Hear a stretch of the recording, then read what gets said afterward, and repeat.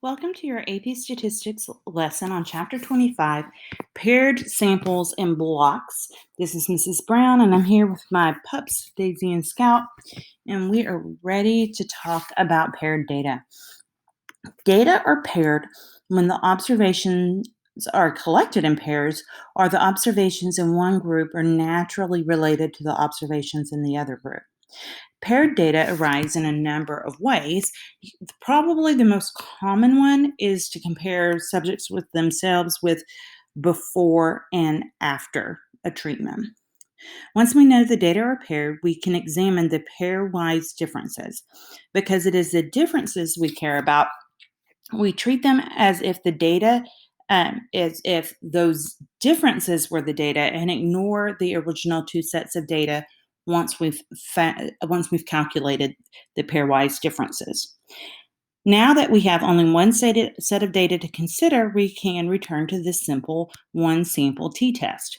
Mechanically, a paired t-test is just a one sample t-test for the mean of the pairwise differences. The sample size is the number of pairs. So we have, again, assumptions and conditions. So the paired data assumption, we can actually look at and go, oh yeah, the data are paired, and make that assumption.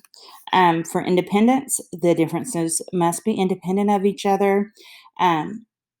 We want randomization in the process of obtaining the data.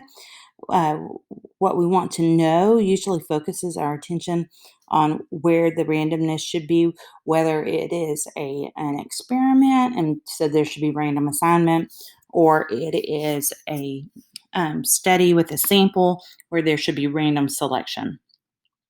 We usually don't worry about the 10% condition when a sample is small. We never do when it's experiment, and with means, it's typically not as big a deal as it is with proportions. The normal population assumption is that we need to assume that the population of differences follows a normal model. So you need to check with the histogram, dot plot, stem plot, or normal probability plot of the differences, and make sure that they indicate that it's plausible that the sampling distribution of the sample mean differences is at least nearly normal. So when the conditions are met, we are ready to test whether the paired differences differ significantly from zero. So our null hypothesis is going to be that the mean of the differences is zero, where the D's are the pairwise differences. So our test statistic is going to be T with n minus 1 degrees of freedom, and we're going to have the average difference on top. Now, we should be subtracting off our mean there.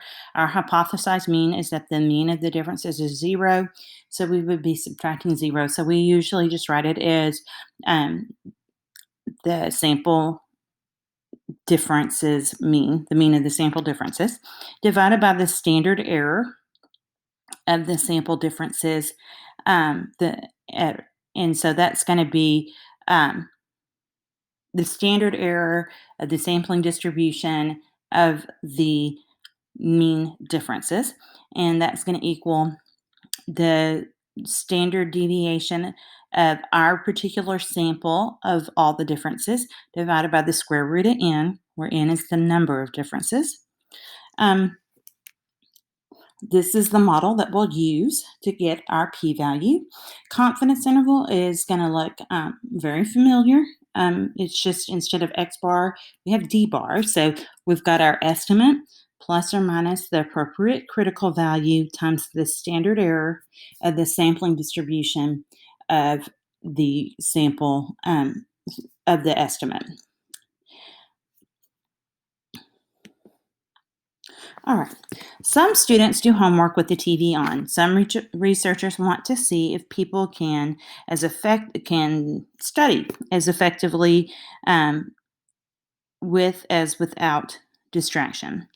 The researchers will time some volunteers to see how long it takes them to complete some relatively easy crossword puzzles.